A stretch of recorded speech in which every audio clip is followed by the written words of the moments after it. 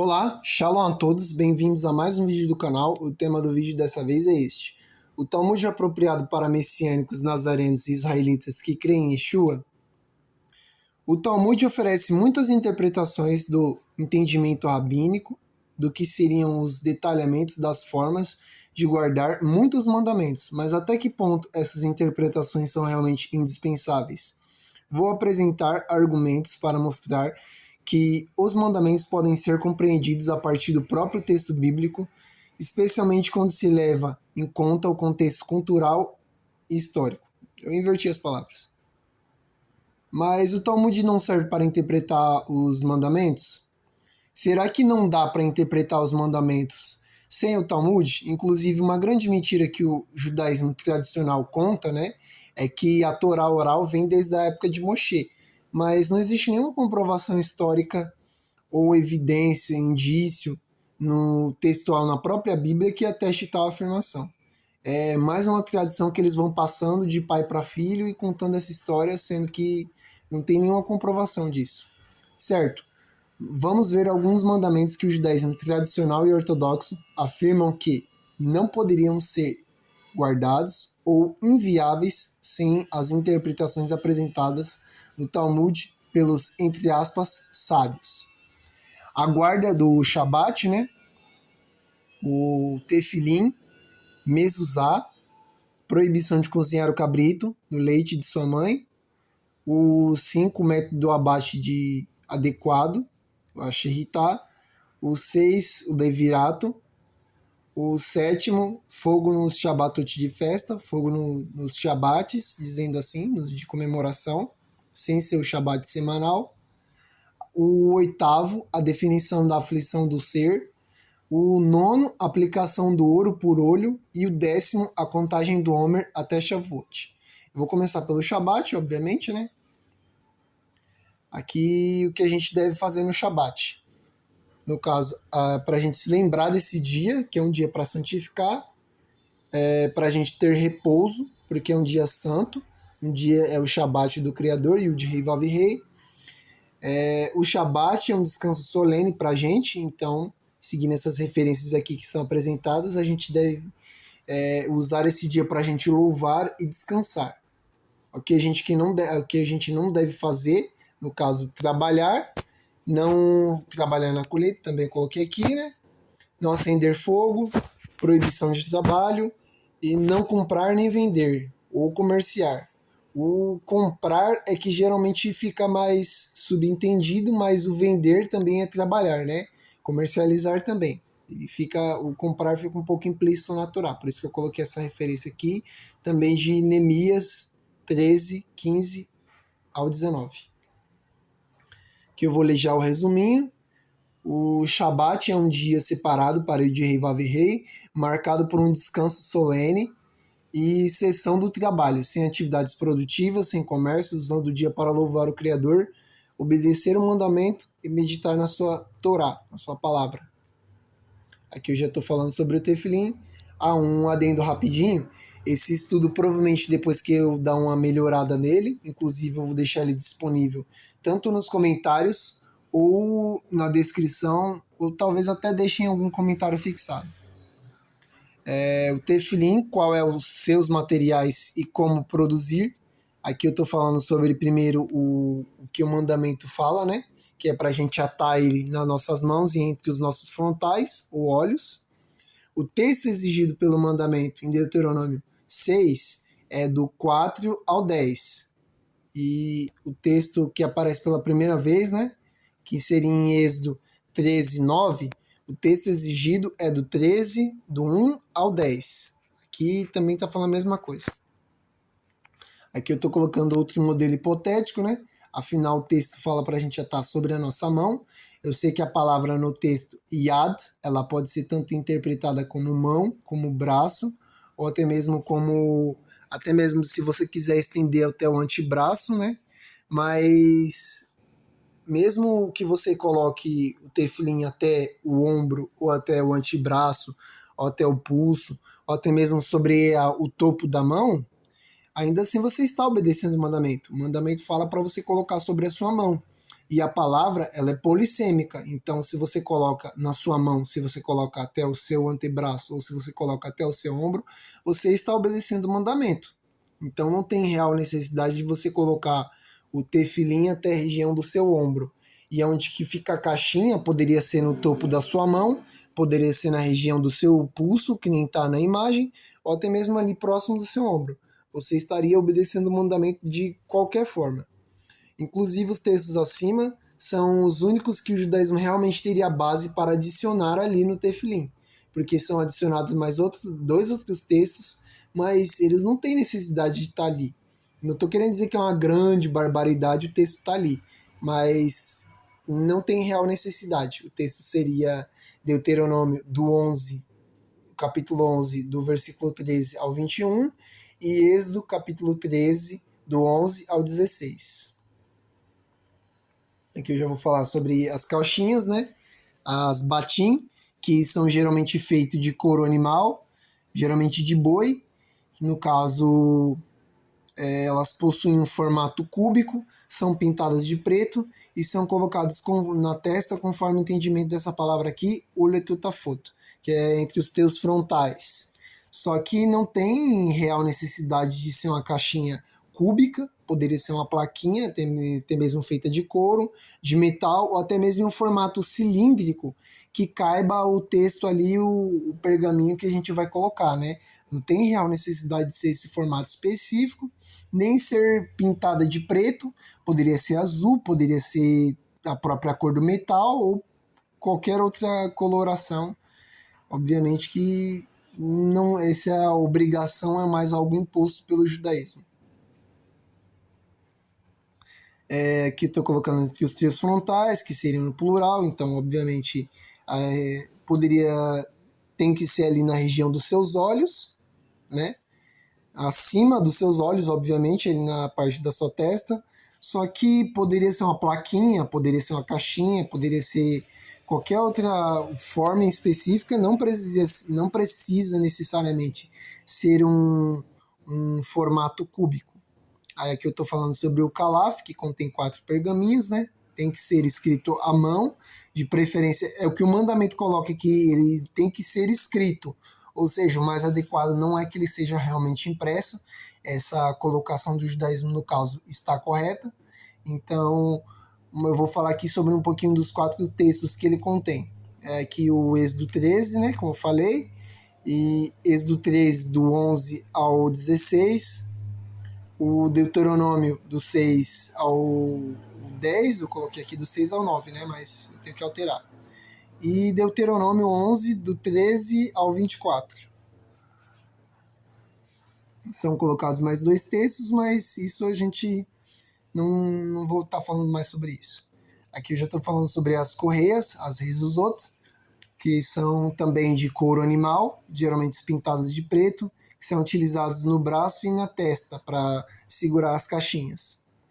Aqui eu já estou falando sobre não tem necessidade de ser couro animal, poderia ser um tecido, poderia ser uma faixa, poderia ser de cetim, poderia ser de algodão, de linho, desde que fosse um tecido trançado e aguentasse segurar as caixinhas, ou até mesmo o que fosse computar o texto, né? E não tem necessidade nenhuma de ser preto, pode ser preto, lógico, o preto é uma cor neutra, é uma cor que ela não precisa de muitos detalhes. O azul, que ele representa os mandamentos, o roxo, que representa a realeza, ou o branco, que representa a pureza. Não tem nenhuma necessidade de ser preto e nem de couro animal. Aqui eu já estou falando sobre a mesuzá, né, que segue o mesmo padrão que o tefilim, no caso. O calaf, dessa vez, ele tem que ser feito de pele animal, não pode ser de um texto de papel, que não é uma exigência, vamos dizer assim, necessária. Poderia ser em um texto de um papel de boa qualidade, ou até mesmo poderia ser em um texto feito a partir de que nem antigamente eles utilizavam também o bambu, ou algum tipo de lugar que eles poderiam fazer essa escrita. Não tem necessidade de ser um texto de uma pele de animal, mas sobre isso tudo bem. Só que a questão é que realmente eu não concordo em ser couro sintético, mas poderia ser um papel de alta qualidade que o texto tenha ficar ali bem gravado. A tinta, que tem que ser uma tinta específica, né? Que tem que ser uma com base de carbono, goma e água, que eles colocam. Não precisava também ser essa tinta, né? Obviamente poderia ser uma tinta de boa qualidade, sem necessariamente esses ingredientes. Aqui está os textos exigidos no caso, pela Mezuzá.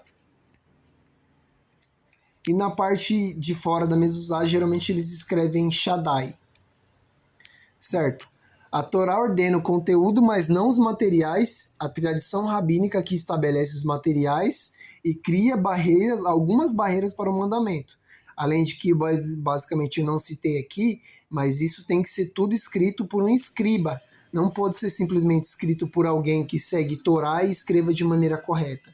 O judaísmo exige que seja escrito por um escriba. Eu sei que é um texto sagrado e que a gente não deve tratar ele como se fosse um texto comum, mas não tem necessidade nenhuma do texto ser escrito por um escriba, o que torna ainda um pouquinho mais caro e difícil de se obter tanto o Tefilin quanto a Mezuzá. Então, por exemplo, eu mesmo poderia escrever o que está escrito no meu Tefilin ou na minha Mezuzá, desde que eu tivesse um padrão de escrita adequado e desde que eu não errasse a escrita. Afinal, não pode ter erro, né? É um texto sagrado. Se eu errasse, eu teria que jogar fora. A gente não faz gambiarra com relação ao texto bíblico. Errou o texto bíblico, joga fora. Aqui eu já estou falando sobre a proibição de cozinhar o cabrito no leite de sua mãe, como essas referências aqui, né? Bom, o texto não fala sobre comer carne com leite ou derivados. O texto fala especificamente sobre o cabrito, não o bezerro, e ele ser cozinhado no leite de sua mãe. Ou seja, porque os povos pagãos eles tinham o ritual de, obviamente, pegar o cabrito, tanto com ele vivo quanto ele morto, às vezes esfolava ele e cozinhava ele no leite de sua mãe. Mas a tradição judaica vai colocar que hoje em dia a gente não pode comer carne com leite, que também não faz sentido nenhum, porque inclusive em Gênesis 18, Abraão, ele come junto com os 3 melahim que vem com ele, né, os 3 anjos, e eles comem carne e comem coalhada. Se eles não pudessem comer carne com leite ou carne com qualquer derivado de leite, por que eles fizeram isso? O judaísmo vai até apontar que eles esperaram um tempo, só que não existe nenhuma evidência no texto bíblico, só falam que eles comeram. Lógico que eles poderiam ter esperado, mas isso não tá na Torá escrita, e a Torá oral ela não vem desde a época de Moshe. Essa é uma grande mentira que o judaísmo conta e não tem nenhuma evidência disso, a não ser, vamos dizer assim, a múltipla atestação, porque todo mundo vai falando isso e vai passando de pai para filho. E mais uma coisa que eles colocam você não pode comer não só a carne bovina, você não pode comer a carne da aviária, no caso da galinha, você não pode comer com leite, você não pode comer a carne de cabra, obviamente, né?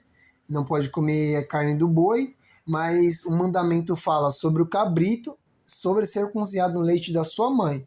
Ou seja, ele não envolve nem o bezerro, que é diferente do cabrito. Então a gente poderia eventualmente comer carne e tomar um copo de leite. Primeiro porque o nosso estômago ele não cozinha nada, ele digere com suco gástrico, o que é bem diferente de fogo que cozinha as coisas. É algo totalmente assim sem lógica eles colocarem como se o nosso estômago cozinhasse a comida para a gente digerir. Inclusive isso foi um entendimento medieval muito, vamos dizer assim, muito inadequado, que vamos dizer assim, a gente cozinha o alimento dentro da nossa barriga para ele ser digerido. Não tem sentido nenhum.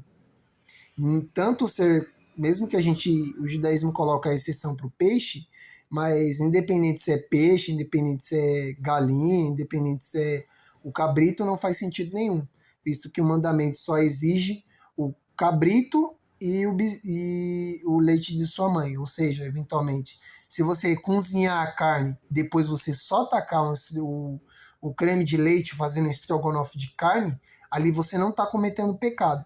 Eu não gosto muito, nem geralmente como o estrogonofe de carne, mas se você fizer isso, teoricamente você não está desobedecendo o mandamento. Primeiro, porque é creme de leite, não leite. Segundo, porque não é da mãe daquele bezerro ou boi que você está comendo. Terceiro, porque obviamente o mandamento se aplica principalmente ao cabrito e ao leite de sua mãe. Eu acho que eu não preciso mais detalhar muito a respeito disso, né? Como sorvete, queijo e por aí vai. Aqui estou falando sobre a Shehitá, o método de abate correto, né? A tradição rabínica fala que o texto de Deuteronômio 12, 21. Abaterás o teu gado do teu rebanho como eu te ordenei. Aí eles falam que como não aparece ordens no texto, então a Torá oral que estabelece como são feitas esse abate. Só que na verdade aparece ordem sim. Essas ordens que vão aparecendo tanto em Levítico 17 quanto em Levítico 13 ou Deuteronômio 12, 16, essa ordem é sobre abater o gado e retirar o sangue dele. E ainda fora o Isui Nefesh, que a gente conhece, né, no caso, algumas pessoas estão ali mais no meio do judaísmo, que é sobre a aflição, Nisui, e Nefesh, que é sobre o ser do animal, né? Alguns conceitos que aparecem, por exemplo, sobre se a gente vê o jumento mesmo do nosso inimigo, que no caso a gente vê ele se arrastando com muito peso e a gente vai passando ali, ou a gente vê o animal do nosso, mesmo do nosso inimigo, assim dizendo, no povo de Israel, a gente deveria ajudar aquele animal para que não aconteça nenhum mal àquele animal e mesmo o nosso inimigo não seja prejudicado pela perda daquele animal ou eventualmente por ele se perder ou ele morrer ou alguma coisa assim. Mesmo com relação aos animais, a gente tem que ter um certo grau de piedade, ou seja, só por esse conceito, conhecer esse conceito, a gente já imagina que a gente não deva fazer o animal sofrer no método de abate que a gente for fazer com este animal. Ou seja, no caso, a gente teria que remover o sangue, no caso, do animal e deixar o sangue jorrar, mas de preferência abater ele, sentindo o mínimo de dor possível, independente se vai ser em um ângulo específico, na região da jugular, ou se vai ser de alguma outra forma que a gente abata o animal sem ele sofrer muito. Aqui eu já estou falando sobre o Levirato e o Bum, né? Que é uma instituição que aparece na Torá, no livro de Deuteronômio. A ideia é que se um homem morrer sem deixar filhos, no caso, o irmão dele deveria se casar com a sua esposa e dar um filho para ela, e obviamente o filho teria que ser colocado o nome do seu irmão que faleceu.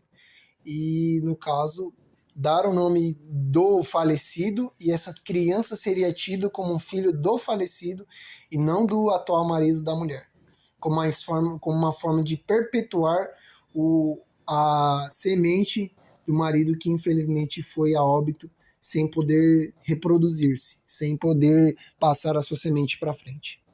Só que, inclusive, isso envolvia até mesmo homem casado. Mesmo se o marido por exemplo, se o seu irmão que vai assumir a sua esposa, mesmo que ele for casado, ele teria que assumir ela, a não ser que ela se recusasse, mas no caso, geralmente na época, eles não se recusavam, porque a mulher era meio que obrigada a casar-se só com aquele homem, né? Lógico que a halitzá, ela poderia ser feita pelo homem e deixar a mulher em paz. Só que isso seria visto como uma desonra para ele. Só que depois do Rebbe Gershon Ben Yehudá, que estabeleceu que o judaísmo não poderia ter mais a poligamia, que inclusive vedou a poligamia única e exclusivamente nesse caso, ou seja, do levirato, proibiu que um homem casado pegue a mulher de seu irmão, que no caso faleceu. No caso, ele colocou isso, a única opção seria viável para um homem casado seria halitzá. Só que a Bíblia não estabelece isso. Inclusive, ela não cita nenhuma, vamos dizer assim, nenhuma exceção para esse tipo de caso, nem mesmo para um homem casado. E até mesmo ele criou essa proibição de de no judaísmo um homem poder ter mais de uma esposa, baseado em tradição e conceitos monogâmicos já ocidentais, não no conceito israelita oriental. Aqui eu já estou falando sobre o fogo nos Shabbats de festa, né, nos Shabbatotes de festa, que eles utilizam a proibição do fogo semanal, no caso ali no Shabbat semanal, a proibição de acender fogo no Shabbat semanal como se servisse para os Shabbats de festa. Fica evidente ali no texto que apresenta que não pode acender fogo no dia de Shabbat, que é referente ao Shabbat semanal, não no Shabbat de festa. Isso é uma tradição rabínica e, obviamente, não tem contexto bíblico. Por exemplo, vamos ali para Pessa, a nossa primeira grande festa do Criador. A Pessa, no caso, e ela já é iniciada com fogo, né? Porque a gente precisa assar o cordeiro, o cabrito, logicamente tem que ser macho, né? Para a gente poder comer ele assado, sem quebrar os seus ossos, e como assar ele sem fogo. Não, mas a gente acende o fogo antes de iniciar a festa, antes de iniciar o pôr do sol, que no caso essa festa começa pelo pôr do sol. Só que não tem nada ali no texto bíblico que fala que, no caso, esse Shabat em específico não pode se acender fogo, até mesmo porque os Shabats de festa eles são diferentes do Shabat semanal. Aí tem alguns que podem até argumentar, mas a Pessa ela não é um Shabat no sentido de descanso. Tudo bem, ela não é um Shabat no sentido de descanso, sim, só no sentido de festa. Só que tem logo no dia seguinte, tem o início de Hag Hamatzot, ou seja, pão sem fermento. Aí no dia seguinte, se sobrar alguma coisa do cordeiro, a gente deve queimar no fogo. Então, se o dia seguinte é um Shabat já um Mikra Kodesh, que é um Shabat assíduo, que é de descanso mesmo, por que a gente pode acender fogo nesse Shabat? Porque o Criador fala que é para colocar fogo nos restos, não é para a gente comer o resto no dia seguinte, é para a gente colocar fogo. Então, se é um Shabat já no Hag Hamatzot, por que a gente pode colocar fogo no cordeiro, no cabrito, seja lá o que foi assado? Não tem lógica nisso. Fora que tem a questão também da como é que a gente vai fazer acender fogo durante os 7 dias de festa. Porque durante os 7 dias de festa é considerado Shabat. Mesmo que eventualmente as pessoas trabalhem no dia 2 e no dia 3, é considerado Shabat. Ou seja, a pessoa vai ficar sem acender fogo durante 7 dias. Ou não, a gente vai preservar o fogo aqui por uma semana e a gente vai transferir fogo, então não tem problema nenhum a gente utilizar o fogo. Mas a questão é que, quimicamente falando, o fogo ele é uma reação química. A partir da queima de combustível, oxigênio, e ali o fogo vai se dar, né? Na queima de combustível e oxigênio. A partir do momento que você transfere fogo para outro local, você está iniciando uma nova chama. Não existe história de, eu estou transferindo fogo, então eu não estou criando fogo. Na verdade, cientificamente falando, a partir do momento que você coloca fogo em alguma coisa, você está criando fogo. Você está gerando aquela reação química em algum material específico. Por exemplo, se eu tô com um papel aqui pegando fogo, eu vou e coloco o fogo em uma tocha, eu tô criando uma nova reação química na tocha ali do combustível, que pode ser um combustível já diferente, e o oxigênio que vai estar sendo queimado em outro local. Ou seja, essa questão de eu estou transferindo fogo e não estou criando fogo é totalmente inválido. Assim, só com a gente olhar com um pouquinho de razão, a gente já percebe que está sendo sim criado fogo. Isso é só uma baboseira que o judaísmo tradicional utiliza para dizer que eles não estão gerando fogo, então eles podem utilizar aquele fogo. Sendo que, tanto nesse dia, nesse feriado em específico, a gente precisa fazer tanto no caso, precisa ser feito os matzot no primeiro dia, ou seja, você vai ficar sem comer matzot no primeiro dia, mas eu fiz na Pessa, então na Pessa pode. Beleza, mas e se o matzot acabar? Ele vai durar uma semana inteira? porque ou vai durar até o último dia, e no último dia você não pode fazer matizar de novo, porque é mais um outro dia solene, aí você não pode fazer acender fogo de novo.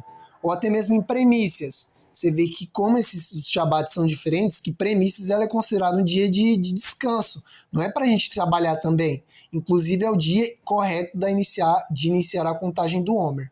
A pessoa vai colher alguns feixes e vai apresentar lá, porque são as premissas da sua plantação, porque se a premissa é santa, toda a colheita é santa. Aí ela não apresenta premissas porque ela não pode colher porque é um Shabat. Não tem nada a ver. São dois tipos de Shabats diferentes. Ou até mesmo o Shabat de Yom Kippurim, que eles chamam de Yom Kippur. É um dia que a gente fica sem comer, a gente tem que fazer a aflição do nosso ser, né? Então a gente no Shabat tradicional, a gente não vai ficar sem comer, a gente vai apresentar as delícias do Shabat. É um dia de ter um prazer ali, se agradar com a companhia do Criador, de comer o que ele nos proporciona. A gente vai ficar sem comer só porque é um Shabat? Mas teoricamente, se a gente fizer isso, a gente está fazendo errado. Agora eu vou falar sobre a aflição do ser, né? Definição do que seria a aflição do ser, o Inu Nefesh, como eu já tinha falado antes, que significa literalmente afligir o ser, ou a aflição do ser, né? Ou alma, melhor dizendo. Na Torá, esse mandamento aparece referente ao contexto de Yom HaKippurim. Embora o texto basicamente ordene a gente afligir o nosso ser, não significa necessariamente fazer jejum de água e de comida. Eu sei que dentro do judaísmo também tem orações e com sentimento de arrependimento pelas transgressões, mas o jejum não é instituído ali no mandamento de Yom Kippurim. A gente deve fazer o jejum? Eu acredito que seja adequado e que a gente deva fazer o jejum. Mas o mandamento, ele não coloca que tem que ser feito o jejum. Até mesmo porque existem outras formas da gente afligir o nosso ser. Não existem só as formas de, vou ficar sem comer aqui, sem beber, tô afligindo meu ser. Primeiro porque tem a questão do sentimento, né? A gente tem que realmente sentir o que a gente fez de errado durante esse ano que passou e pedir para o Criador escrever o nosso nome no livro da vida. Mas existem outras formas de aflição de ser. Por exemplo, sentir o extremo pesar, né? Naham, sentir o extremo pesar junto com arrependimento. O Haratá, que é sentir culpa. O Tzon, que é o jejum total, né? Tanto de água ou comida, no caso total ou parcial. O Shoser Sheiná, que é a privação de sono, a gente pode se privar de sono, não no sentido, vou ficar sem dormir porque eu vou ficar sem dormir. Não, ficar sem dormir, por exemplo, eu vou estar me afligindo, eu vou estar orando, eu vou estar me sentindo arrependido pelas coisas que eu fiz. E Pil Etzamo, que no caso significa se sentir baixo, se tornar-se baixo, no sentido de utilizar o pano de saco, jogar pó sobre a cabeça, e no caso a gente demonstrar que a gente é muito inferior, que a gente é muito pequeno e que a gente depende de Hakadosh Baruhu, que a gente precisa do Criador dos céus e da terra, e que sem ele a gente realmente não é muita coisa. Na verdade, pode-se dizer que sem ele a gente não é nada, né? Por isso não tem só a forma de só com jejum e oração. Lógico que a gente deve fazer oração durante esses dias. Oração de arrependimento e por aí vai. Só que mulher gestante não pode ficar em jejum. Então ela não vai se afligir. Ela tem que se afligir também. Seja com grande pesar, ou seja, eventualmente, se ela dormir um pouquinho menos, isso não vai fazer mal para ela. Até mesmo porque se ela dormisse um pouquinho menos, para ela estar em oração, para ela estar pedindo e se arrependendo pelas coisas incorretas que ela fez, ela também estaria se afligindo. Então a única forma de aflição não é o jejum. Inclusive a gente pode se afligir nesse dia. Para mim eu vejo como super tranquilo. Se a pessoa mesmo que ela comesse e bebesse, ou seja, não ficasse em jejum, ela se afligisse de outra forma, eu veria como válido, principalmente pessoas que têm alguma doença específica, ou não pode ficar sem comer, ou tem diabetes, ou é gestante, ou por algum outro motivo não deve ficar sem comer. Então eu não vejo como uma desobediência ao mandamento. Até mesmo o judaísmo também entende assim para as mulheres gestantes e as pessoas doentes, só que eles estão se afligindo da mesma forma que outras pessoas que estão sem comer. Não significa que eles não estão se afligindo. Aqui eu já vou falar sobre a aplicação do olho por olho, né? Que no caso é colocado na Torá. Eu sei que por um nível Pachat, assim, olhando só de maneira, vamos dizer assim, superficial sobre o texto, vai entender que é retaliação, mas na verdade o texto bíblico, se a gente ler com mais calma, a gente vai ver que o texto, mesmo o texto que fala ali, não é sobre retaliação, e sim sobre proporção. A gente falar sobre um olho por olho, não significa que se alguém machucou o meu olho, eu tenho que ir lá e machucar o olho dele para ficar tudo certo. Até mesmo porque os dois perdem com isso, né? O mais adequado seria fazer a restituição referente ao mesmo preço do olho. Afinal, que sentido seria, no caso, eu falar assim, eu perdi meu olho, porque ele machucou meu olho aqui, eu vou ferir o olho dele também, tá tudo certo. Não, tem que fazer uma restituição, porque senão os dois vão ficar caolho e vão ficar ruim pro resto da vida. Só que eventualmente um tem mais poder aquisitivo que o outro, e um fica melhor de vida porque tem mais poder aquisitivo do que o outro. Não, tem que ser feita uma restituição segundo o valor daquele olho daquela pessoa. E tem que ser um valor legal, né? Porque a pessoa vai ficar sem o olho pro resto da vida. Ou, por exemplo, no caso do falso testemunho, a gente vê que a condenação que a pessoa estava querendo impor para outra seria que ela receberia, né? Por exemplo, ela tá falsamente acusando tal pessoa e essa pessoa teria que eventualmente receber 40 chibatadas. Se for provado que ela está mentindo, quem teria que receber as 40 chibatadas seria a pessoa que, no caso, fez o falso testemunho, mostrando assim proporcionalidade. Aqui um outro texto também de Levítico, né? Levítico 19:18. Não te vingarás, nem guardarás ira contra os filhos do teu povo, mas amarás o teu próximo como a ti mesmo. Que eu coloquei pontinho, pontinho, pontinho, né? Enfim. Se a gente não vai se vingar do filho do nosso povo, então se ele me machucou, eu não posso devolver como uma espécie de vingança. Afinal, eu estaria me vingando dele e tendo raiva dele, né? Aqui seria, no caso, sobre não ter vingança no meio do povo de Israel. Ou seja, se alguém fizesse algo de errado, machucasse a outra, não deveria ter vingança. E aqui, ó, se dois homens se brigassem e se ferissem, né? No caso, aquele que feriu teria que pagar pela cura do outro e pagar também, custear tanto o valor de sustento da sua família quanto os remédios e por aí vai. Até mesmo isso aparece referente aos animais aqui, ó. Se um boi de um homem acabar matando um boi do outro, ele não tem que simplesmente ir lá e matar o boi do cara. O cara ia ficar com a carne do boi que morreu e o homem ficaria com o boi dele que está vivo. Ou seja, no caso, ele ia ficar com a carne para ele poder comer e o outro ia ficar com o boi que está vivo para ele poder continuar seus trabalhos. Afinal, o boi era utilizado nas atividades agrícolas para arar a terra e tinha diversas outras funções além do próprio abate do animal. No caso, e aqui, ó, quem matar um animal restituirá a vida por vida. Por exemplo, eu matei uma galinha de um vizinho meu, eu não deveria ter feito isso. Eu deveria restituir a galinha dele. Em alguns casos, eu deveria dar até a mais, porque eu causei aquele prejuízo e aquele transtorno para o meu vizinho. Então, a questão é proporcionalidade e nunca uma questão de simplesmente retaliação. Lógico que tem alguns textos que vão eventualmente mostrar essa possibilidade de retaliação, mas a questão ali o texto bíblico ele está falando geralmente sobre proporcionalidade e sobre o que a pessoa, se ela faz alguma coisa de errado, ela tem que pagar com a mesma proporção do que ela fez de errado. E não necessariamente só mutilação. Aqui eu vou estar falando sobre a contagem do Homer, né? Do Seferiat HaOmer, ou a contagem dele até chegar em Shavuot. É mais um ótimo exemplo da Torá escrita mostra o caminho certo e o Talmud acaba mostrando o caminho errado, ou o contrário, né? Vou ler aqui Levítico 23, do 15 ao 16, né? contarei para vós desde o dia seguinte ao sábado, Shabat, 7 semanas completas serão, até o dia seguinte ao 7º Shabat contarei 50 dias. Ou seja, o que quer dizer isso?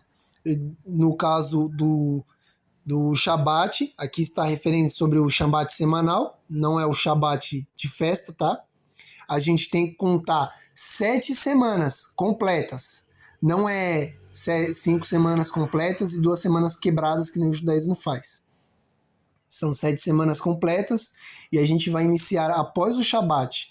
A questão é que o judaísmo argumenta que esse Shabat aqui é o Shabat de Pessah, ou seja, tem que ser contado a partir de Pessah 7 semanas. Só que a questão é que se contar logo a partir de Pessah, no dia seguinte vai dar uma contagem quebrada.